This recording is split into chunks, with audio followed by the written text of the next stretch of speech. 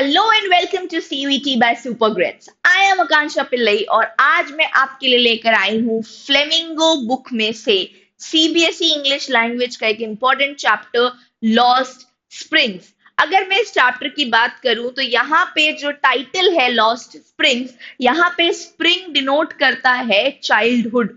मतलब वो जो वसंत ऋतु का मौसम होता है, वो जो खुश मौसम होता है, जैसे हम बचपन में सबसे ज्यादा खुश होते हैं, हम बचपन को सबसे ज्यादा इंजॉय करते हैं, वो स्कूल लाइफ, वो फ्रेंड्स, वो पार्टीज, वो स्कूल यूनिफॉर्म्स, वो बुक्स, वो सारी चीजें किस तरीके से वो स्प्रिंग कुछ बच्चों से छीन लिया जाता है या वो कुछ बच्चों को नसीब ही नहीं होता है, उन बच्चों के बारे में ये कहानी है, इसलिए इसका टाइटल है लॉस्ट स्प्रिंग। तो ये स्टोरी है दो बच्चों के बारे में। एक बच्चा है साहेब आलम जो रैक पिकर है, जो कचरा उठाता है, और दूसरा बच्चा है मुकेश जो फिरोजाबाद में एक बैंगल मेकिंग हाउस में है और उसका काम है bangles banana.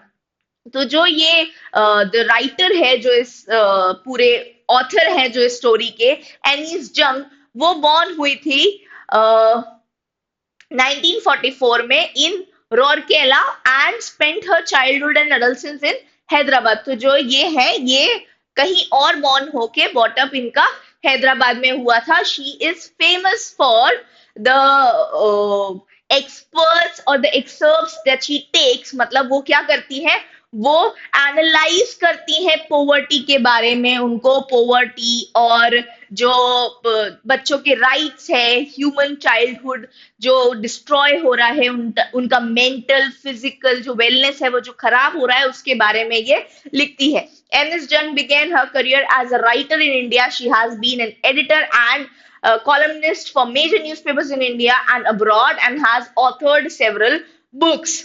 Her Here she analyzes the grinding poverty and traditions which condemn these children to a life of exploitation. तो ये जो stories of stolen childhood जो उन्होंने लिखा है, मुकेश और साहिब आलम की कहानी जो है, वो इससे बताना चाहती है कि किस तरीके से पोवर्टी जो है बच्चे का मेंटल फिजिकल वेलनेस उनसे छीन रहा है और उसको किस तरीके से एक्सप्लॉइट या डिस्ट्रॉय कर रहा है।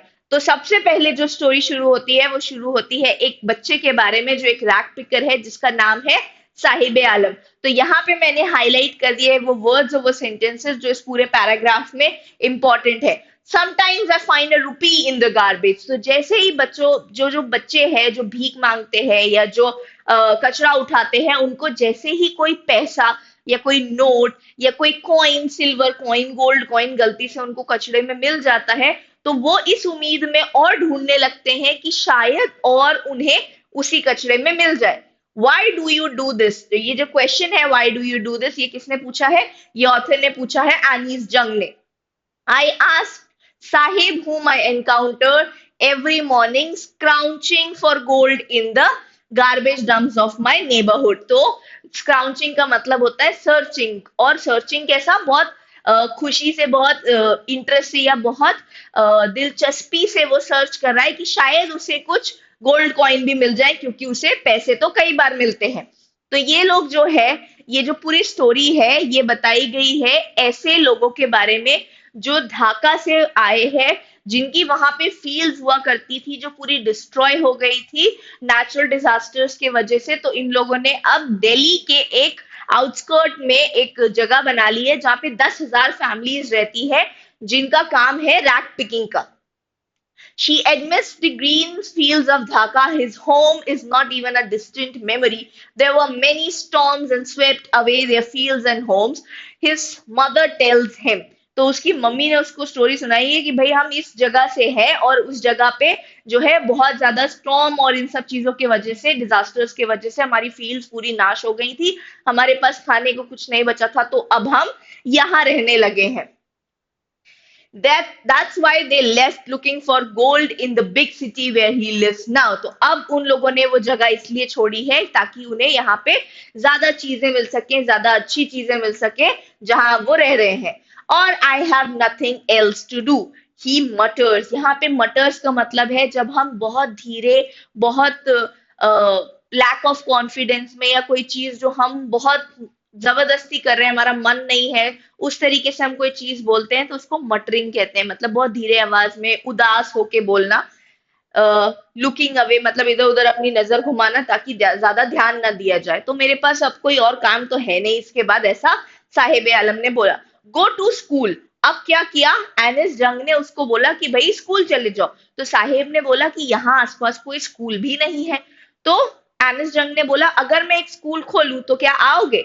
तो उसने तो एक जोक की तरह पूछा था, पर साहिब ने उसको सीरियसली स्माइल करते हुए ये आंसर किया कि हाँ बिल्कुल आऊंगा। फिर उसके बाद कुछ दिनों बाद साहेब वापस से एनिस जंग की तरफ दौड़ता हुआ आया और उससे पूछा कि इज योर स्कूल रेडी। तो एनिस जंग ने जवाब दिया कि भाई स्कूल बनाने में टाइम लगता है, लेकिन वो बहुत एम्बैरेस थी क्योंकि उसने एक ऐसा प्रॉमिस किया था जो वो पूरा नहीं कर सकती थी। तो उसको वो एम्बैरेसमेंट हुआ और उसको उसी के साथ ये चीज याद आई कि ऐसे तो बहुत सारे प्रोमिसेस होते हैं जो किए जाते हैं, जो लोग करते हैं और उन्हें पता ही नहीं होता कि ऐसे बहुत सारे प्रोमिसेस के साथ लोग उनका वेट भी कर रहे होते हैं। फिर मैंने उससे उसका नाम पूछा तो उसने पूरे ही कॉन्फिडेंस के साथ बताया, साहिब आलम। साहिब आलम का मतलब होता है the ruler of the world, मतलब जिसकी पूरी दुनिया, जिसकी पूरी कायनात हो उसको साहिब आलम बोलते हैं। तो अगर उस बच्चे को उसके नाम का मतलब पता होता तो शायद वो बिलीव ही नहीं कर पाता कि उसके नाम का ये मतलब है, क्योंकि जो वो कर रहा है, जैसी उसकी जिंदगी है, उसके नाम तो बिल्कुल भी डिपिक्ट उसकी जिंदगी से नहीं कर रहा। उसके बाद उसने, जैसे ही हमने थोड़ा सा घूमना शुरू किया तो स्ट्रीट में उसके कुछ फ्रेंड्स मिले। तो एक ये पूरी आर्मी थी, मतलब ग्रुप ऑफ फ्रेंड्स एक साथ थे जो सब नंगे पैर थे, बेयरफुट घूम रहे थे। तो जब उनसे पूछा कि भाई आप नंगे पैर क्यों घूम रहे हैं, आपके पास चप्पल क्यों नहीं है, उन्होंने बोला कि मम्मी ने मेरे शेल्फ से चप्पल निकाली ही नहीं है। और दूसरा लड़का बोला अगर निकाल भी देती इसकी मम्मी चप्पल तो ये फेंक देता, क्योंकि दोनों अलग अलग चप्पल निकालते। तो बेसिकली वो एक रीजन दे रहे थे यहाँ पे, क्योंकि उनके पास चप्पल ही नहीं है और वो ऐसा मान चुके हैं कि उनका ट्रेडिशन है, उनके कल्चर में है कि वो नंगे पैर ही कचरा उठाने निकलते हैं। I wonder if this is the only an excuse to explain away a perpetual state of poverty. मतलब गरीबी को जाहिर ना करने के लिए उन्होंने एक रीजन दिया है, उन्होंने एक बहाना दिया है। तो उस चीज को याद करते हुए एनिस जंग को क्या याद आ जाता है, एक कहानी याद आ जाती है एक बच्चे की, उडीपी की, कि वो बच्चा एक प्रीस्ट का, मतलब एक मंदिर में एक पुजारी का एक बच्चा था जिसके पास जूते नहीं थे। वो स्कूल जाता था तो वो रोज मंदिर में हाथ जोड़ के भगवान से मांगता कि मुझे एक पेयर जूते दे दो।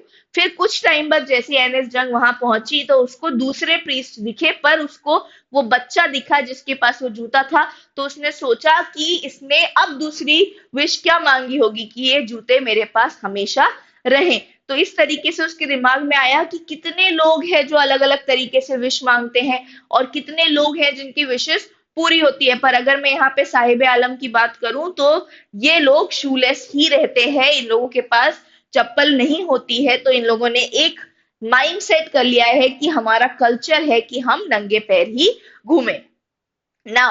अब मैंने जो पूरी कहानी, अब इस पैराग्राफ में जो पूरी कहानी है वो बताती है कि ये लोग किस जगह के हैं। सीमापुरी जो दिल्ली के आउटस्कर्ट्स में एक डिस्ट्रिक्ट है जहाँ पे 10,000 फैमिलीज रैक पिकर्स की रहती है, और किस तरीके से वहां पे जो औरतें हैं वो टैटर्ड, मतलब ऐसे फटी हुई छनी हुई साड़ियां पहन के घूमती हैं। और वो किस तरीके से बताती है कि अगर मैं किसी दिन भूखे पेट ना सोऊं तो ये सिटी मेरे लिए बहुत अच्छी है, तब मैं मानूंगी ये जगह मेरे लिए बहुत अच्छी है। और सर्वाइवल सीमापुरी का कैसा है, ये सारी चीजें इसमें दी हुई है कि but for a child it is even more, I sometime find a रूपी इवन अ 10 रुपी नोट। मतलब मुझे एक 10 रुपए का नोट भी रैक पिकिंग में कई बार मिल जाता है, और वो मुझे जो खुशी देता है उसकी खुशी ही कुछ अलग होती है, उसकी बात ही कुछ अलग होती है। One winter morning I see Saheb standing by the fence gate of the neighbourhood club watching two young men dressed in white playing tennis.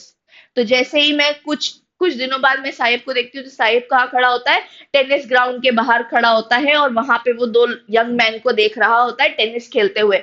और फिर वो मुझे बताता है कि उसे टेनिस खेलना अच्छा लगता है, और कई बार जब कोई नहीं होता तो गेट कीपर जो है, जो गार्ड है उस गार्डन का, टेनिस ग्राउंड का, वो उसको कई बार झूला झूलने की परमिशन दे देता है। लेकिन इस टाइम पे एनएस जंग के दिमाग में क्या आता है कि इन लोगों को, ऐसे बच्चों को अगर हम खेलने या स्कूल्स में इन्वॉल्व करते भी हैं तो भी ये बच्चे जो है ये रैक पिकिंग की तरफ ही जाएंगे, क्योंकि ये एक तरीके से उनका अर्निंग है और इससे उनकी फैमिली सरवाइव कर रही है। Sahib too is wearing tennis shoes, and that too looks strange over his discolored shirts and shorts. Someone gave them to me, he says in the manner of explanation. The fact that are discarded shoes of some rich boy who perhaps refused to wear them because of the hole in one of them does not bother him. For one who has walked barefoot, even shoes with a hole is a dream come true. तो यहाँ पे क्या बोल रहा है कि साहिब को जो है किसी ने टेनिस के शूज गिफ्ट किए हैं। अब किसी बच्चे ने जिसने उस शू में एक छेद होने की वजह से उस शू को छोड़ दिया, वो एक ड्रीम की तरह, मतलब एक सच ड्रीम पूरा होने की तरह साहेब के पास आए। तो उसे कोई मतलब नहीं है कि उस जूते में छेद है या वो जूते फटे हुए हैं या कुछ भी है। जिस बच्चे ने अपनी पूरी जिंदगी नंगे पैर गुजारी है उसके लिए वो जूते सबसे अच्छे हैं और सबसे महंगे हैं। This morning, Sahib is on the way to the milk booth. In his hand is a steel canister. Canister मतलब जिसमें चाय बनाते हैं, वो केतली उसके हाथ में है. I now work in a tea stall down the road. He says, pointing in the distance. I am paid 800 rupees for and all my meals. तो अब जो साहेब है उसके हाथ में एक केतली है और वो दूध की दुकान पे जा रहा है और वो मुझे बता रहा है, एनिस जंग को बता रहा है कि उस दुकान पे भाई मैं काम करता हूँ और वहां पे मुझे 800 रुपए भी मिलते हैं और मेरे पूरे दिन का खाना भी वो लोग मुझे देते हैं। लेकिन यहाँ पे एनिस जंग को क्या रियलाइज हो रहा है, यहाँ पे उन्हें रियलाइज हो रहा है कि जो एक फ्रीडम थी, जो एक खुशी थी साहिब आलम को रैट पिकिंग में, कचरा उठाने में उसको एक दिलचस्पी होती थी कि शायद आज मुझे पैसा मिल जाए, शायद आज मुझे सिल्वर कॉइन मिल जाए या शायद आज मुझे गोल्ड कॉइन मिल जाए, वो अब जो खुशी है, वो जो फ्रीडम है, वो अब नहीं है। वो पहले खुद अपना मालिक था, अपने हिसाब से जाना, अपने हिसाब से काम करना, अपने हिसाब से अपनी खुशी लेकर आना। लेकिन अब वो किसी और के अंडर काम कर रहा है, भले ही उसे ज्यादा पैसा मिल रहा है, भले ही उसे खाना मिल रहा है, लेकिन उसके अंदर वो जो गम है, जो उसका फ्रीडम छिन गया है, वो एनिस जंग यहाँ पे पूरी तरीके से रिप्रेजेंट कर रही है। तो ये पूरी कहानी थी साहिबे आलम की। अब जो दूसरी स्टोरी है वो है एक बच्चे के बारे में जो फिरोजाबाद में एक बैंगल मेकिंग फैमिली को बिलोंग करता है और उसका भी काम है बैंगल्स बनाने का। जैसे आपको पता है फिरोजाबाद इंडिया की वो सिटी है जो सबसे ज्यादा जानी जाती है ग्लास बैंगल मेकिंग में। पर ये तो सिर्फ देखने की खूबसूरती है कि कांच के चूड़ियां कितनी सुंदर होती हैं, कितनी अच्छी होती है, रंग बिरंगी सातों कलर में रेनबो की तरह शाइन करती हुई। पर जब वो कांच की चूड़ियां बनाई जाती हैं तो वो बनाने के टाइम पे जो आंखों पे इफेक्ट होता है वो किस तरीके से बुरा होता है। और कितने ऐसे एनजीओ, कितने ऐसे एसोसिएशन काम कर रहे हैं जो बच्चों को इस इंडस्ट्री में काम करने से साफ मना कर चुके हैं। पर यहाँ पे मुकेश जो है वो वो इसी चीज में काम करता है, उसकी पूरी फैमिली इस काम में लगी हुई है। पर उसको किस चीज में इंटरेस्ट है, उसको क्या बनना है, उसको बनना है मोटर मैकेनिक। क्यों उसको करनी है कार ड्राइव। तो यहाँ पे क्या है, ये जो स्टोरी है मुकेश की, इसका एक ड्रीम है कि उसको मोटर मैकेनिक बनना है, उसको खुद की कार चलानी है, उसको इस चीज से बाहर आना है। पर रियलिटी कुछ और है यहाँ पे जो फिरोजाबाद है, और जिस तरीके से उसकी ड्रीम्स है, उसकी ड्रीम्स भी एक कांच की तरह टूटते और बिखरते हुए दिख रहे हैं एनिस जंग को। अब वो ऐसी जगह पे रहता है जहां पे छोटी सी पतली सी गलियां है, छोटी छोटी झुग्गियां हैं और वहां पे कचरा पड़ा है। आदमी और जानवर सब एक साथ कोएग्जिस्ट होके रह रहे हैं, वो साथ में किसी तरीके से मैनेज कर रहे हैं।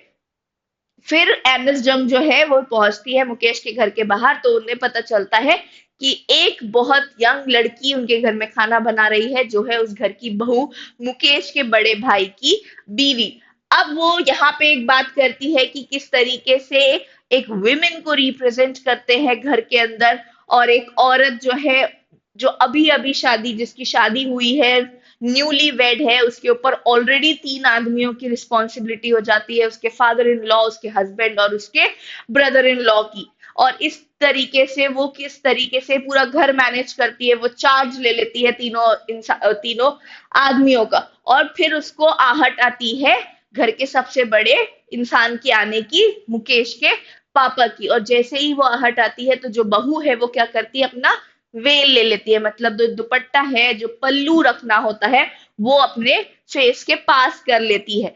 इससे एनिस जंग को रियलाइज होता है कि किस तरीके से कल्चर बन चुका है कि हमें हमारे एल्डर मेल्स के सामने अपना सर ढक के आना है, और daughter in laws must veil their face before male elders. तो ये किस तरीके से एक कस्टम बन चुका है, और ये कस्टम डिमांड करता है, ये हमारे ऊपर नहीं है कि ये हम करें या नहीं करें, ये अब हमें मैंडेटरीली हम पे थोपा जा रहा है कि हमें ये करना है। और बाकी के इस पूरी कहानी में वो समझाती है कि किस तरीके से बैंगल मेकिंग रिस्की होता है। और जैसे ही वो देखती है तो मुकेश की दादी के पास जाओ बैठती है, और वो बोलती है कि आप अपने बच्चों को मना नहीं करते ये काम करने से, इससे उनकी आंखें खराब हो सकती है। तो बोलती है ये उनका नसीब है, ये उनकी किस्मत है, वो बॉर्न हुए हैं, वो पैदा हुए हैं इस घर में, तो ये उनकी किस्मत बन गई कि उन्हें ये काम करना पड़ेगा। जबकि दादी जानती है कि उनके हस्बैंड भी अंधे हो गए थे यही कांच का काम करते करते। तो ये जो पूरी कहानी है ये मुकेश के अराउंड ही रिवॉल्व करती है। अब वो बात करती है एक सविता, एक यंग गर्ल की, जो बैठी है पास में उस दादी के, एल्डरली वुमेन के, और वो भी जो है एक मशीन की तरह फटाफट फटाफट कांच के टुकड़े इधर से उधर उठा रही है, चूड़ियां बना रही है। उसे भी नहीं पता कि ये उसके लिए कितना खतरनाक हो चुका है। तो यहाँ पे जो ऑथर है एनिस जंग, वो पूरा डिस्क्रिप्शन जो है उनका जो रिवॉल्व हो रहा है वो इस बात पे हो रहा है कि जो फिरोजाबाद की हजारों करोड़ों फैमिलीज जो है, जो इस ये ग्लास वर्किंग में लगी हुई है, उन्हें ये पता ही नहीं है ये कितना ज्यादा डेंजरस हो सकता है उनके बच्चों के लिए। पर क्योंकि वो उनकी अर्निंग है, क्योंकि उससे उन्हें दो पैसे ज्यादा मिलते हैं, तो वो अपने बच्चों को भी इस काम में इन्वॉल्व करते हैं। और वो सारी चीजें ये यहाँ पर डिपिक्ट हो रही है। एक वक्त का भर पेट खाना भी नहीं खाया। तो ये कौन बोल रहा है, she still has bangles on her wrist but no light in her eyes.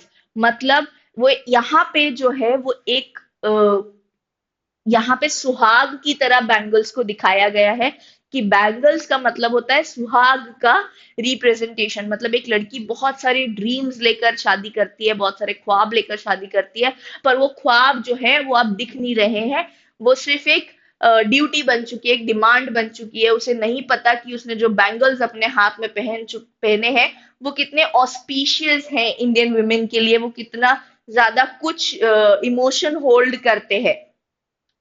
तो इस तरीके से वो किस तरीके से अपने हस्बैंड, अपने फैमिली में इन्वॉल्व हो चुकी है, उनकी बातें सुनने में, उनके लिए हर चीज करने में, कि उसके आंखों में वो चमक ही नहीं है, उसकी लाइफ में वो ड्रीम ही नहीं है कि वो उसमें कुछ भी बात कर सके। Why not organise yourself into a cooperative. तो यहाँ पे जो है एनिस जंग एक सजेशन देती है कि भाई आप लोग जब ये काम कर ही रहे हैं तो आप एक कोऑपरेटिव में क्यों नहीं अपने आप को इन्वॉल्व कर लेते इस काम को थोड़ा और बढ़ाने के लिए। तो फिर उसको किस तरीके से वो इलीगल है, किस तरीके से अगर हम ऐसा करेंगे तो कैसे एपिथी होती है, मतलब लोग ये समझते हैं कि हम लालच कर रहे हैं, लोग ये समझते हैं कि हम बुरा चाह रहे हैं, हम बच्चों के साथ गलत कर रहे हैं, और स्टिग्मा ऑफ कास्ट भी आ जाता है, यहाँ पे कास्ट की भी बात हो जाती है। तो इस तरीके से वो रिपीट करता है, और फिर मुकेश जो है उनको अपने साथ लेके जाता है। He will go to a garage and learn but the garage is a long way from his home. I will walk, he insist. Do you also dream of flying a plane. अब तो जब वो एनिस जंग मुकेश के साथ वापस जा रही होती है तो वो उनसे बस एक मजाक में ऐसे पूछती है कि भाई तुम्हें कार चलाने का तो मन है, तुम्हें कभी ऐसा लगा कि तुम्हें एक एरोप्लेन भी उड़ानी है। तो बोला नहीं, मैं ग्राउंड पे ही रहना चाहता हूँ, मैं जमीन पे रहना चाहता हूँ। और इस बात से एनएस जंग को रियलाइज होता है कि इस छोटे से बच्चे में इतनी बड़ी पावर है, मतलब उसको इतना बड़ा रियलाइजेशन है कि जो रियलिटी है वो उस रियलिटी से उभर नहीं सकता। तो उसकी ड्रीम्स जो है वो भी बहुत ग्राउंडेड है, वो बहुत जमीनी है, कि उसे सिर्फ वही चाहिए जो वो हासिल कर सकता है। वो ख्वाब बड़े नहीं देख रहा क्योंकि उसे पता है उसकी लाइफ की रियलिटी क्या है। तो ये जो स्टोरीज है जिसमें उनका पूरा चाइल्डहुड बर्बाद हुआ है, साहिब आलम और मुकेश, या अगर मैं उस बच्चे की बात करूं जिसके बारे में एनएस जंग को याद आया था उडीपी में, तो वो जो प्रीस्ट का बच्चा था, ये सारी चीजें जो ये स्प्रिंग इनकी लाइफ का छीना जा रहा है, एनएस जंग ने बहुत अच्छी तरीके से यहाँ पे एक्सप्लेन किया है। अब अगर हम इन क्वेश्चंस की बात करें, what is Saheb looking for in the garbage dumps, where is he and where he has come from, तो यहाँ पे पूरा आपको आंसर एक्सप्लेन करना पड़ेगा कि वो ढाका से आए थे, और ढाका कहाँ पे है, बांग्लादेश में एक ढाका करके जगह है जहाँ पे उनकी फील्ड डिस्ट्रॉय हो गई थी डिजास्टर की वजह से, तो वो कहाँ पे आ गए थे, दिल्ली के आउटस्कर्ट्स में सीमापुरी करके एक जगह है वहां पर आ गए थे। और साहिब आलम क्या ढूंढता था, कई बार उसको पैसे मिलते थे, कई बार उसको कॉइन्स मिलते थे, तो वो इस लालच में और उसको ढूंढने की कोशिश करता था। What explanations does the author offer for the children not wearing shoes?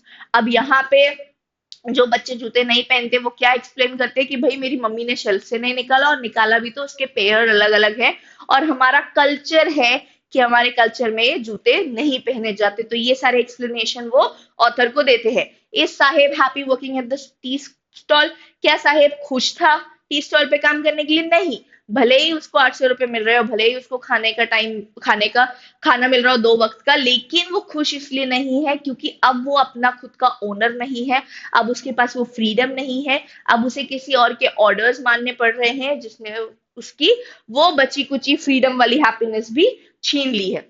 What makes the city of Firozabad famous, Firozabad famous क्यों है? तो बैंगल मेकिंग के लिए। किस तरीके से, इसका डिटेल्ड डिस्क्रिप्शन आपको मुकेश वाली स्टोरी के सेकंड पैराग्राफ में दिया है। Mention the hazards of working in the glass bangle, अब जो ग्लास बैंगल इंडस्ट्री है उसमें क्या हजार्ड्स मतलब क्या बुरी चीजें होती हैं एक बैंगल मेकिंग फैमिली के लिए, तो वो सब कुछ दिया हुआ है। किस तरीके से वो कांच बनाने के टाइम पे वो सब उनकी आंखों में जाना और उससे वो ब्लाइंड भी हो जाते हैं, कितनी ज्यादा प्रॉब्लम्स हो सकती है।